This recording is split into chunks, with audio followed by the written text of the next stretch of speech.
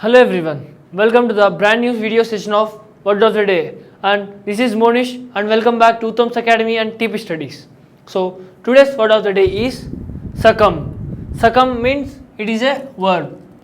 Succumb meaning in Telugu is లొంగిపోవడం, వదిలి వెళ్ళడం, విధేయత చూపడం.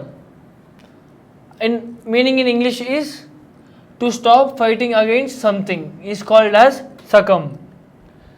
ఏదైనా బలం లేదా కోరికకు లొంగిపోవడం లేదా ఎదుర్కొంటున్న కష్టానికి ఓడిపోవడం, దీన్ని సకమ్ అని అంటాము. So to give in or yield to a force, temptation or a desire. To die or be overcome by a disease or injury is called as succumb. So దీని మీనింగ్స్తో పాటు ఎగ్జాంపుల్స్ కూడా కొన్ని చూద్దాం. సకమ్ అంటే లొంగిపోవడం. ఉదాహరణ, వ్యాధికి లొంగిపోయాడు అంటే అతను వ్యాధి బారిన పడి చనిపోయాడు అని అర్థం. సో జనరల్లీ మనం క్యాన్సర్ గెలిచింది అంటాం, లేకపోతే క్యాన్సర్తో ఓడిపోయాడు అంటాం. సో అలాంటప్పుడు మనం సకమ్ అనే వర్డ్ యూజ్ చేయొచ్చు. సో వ్యాధికి లొంగిపోయాడు అంటే అతను వ్యాధి బారిన పడి చనిపోయాడు అని. సో విధేయత చూపడం అంటే ఉదాహరణ, అతను అధికారికి విధేయత చూపాడు అంటే అతను అధికారి మాట విన్నాడు అని. సో విధేయత చూపడం అంటే ఒకరి మాట వినడం.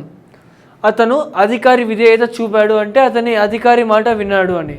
So the word succumb is a word that describes the act of failing to resist pressure, temptation or overpowering force.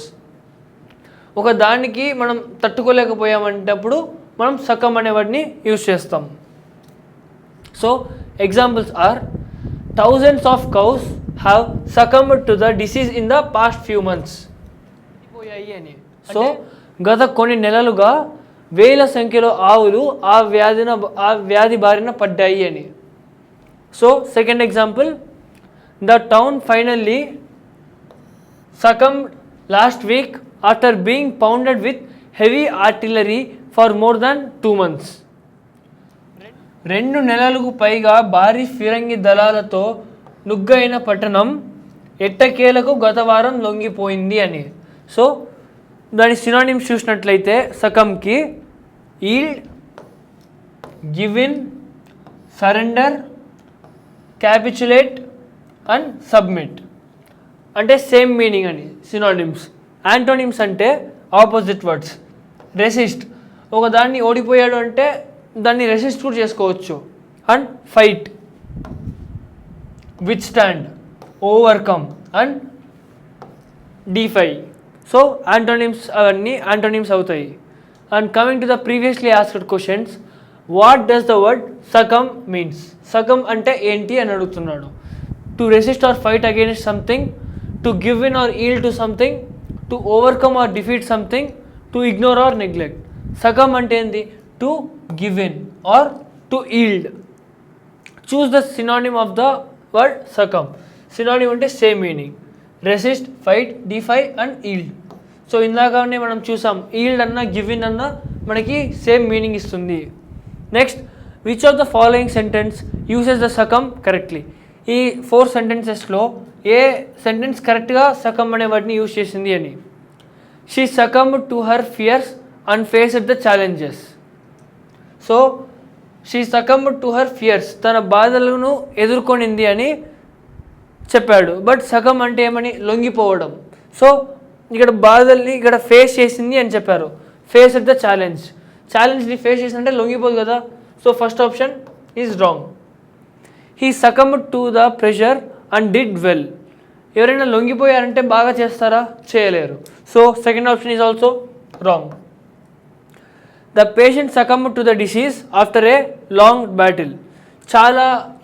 అతని జబ్బుతో చాలా యుద్ధం చేశాక అతను లొంగిపోయాడు. సో ఇది కరెక్ట్ మీనింగ్ ఇస్తుంది. The team succumbed to victory.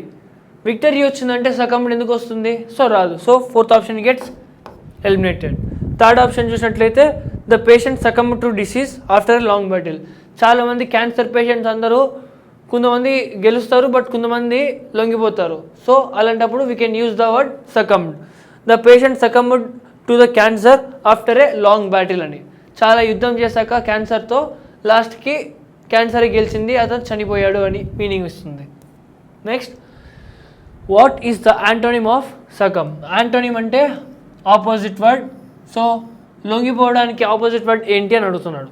Surrender, resist, yield, క్యాపిచులేట్.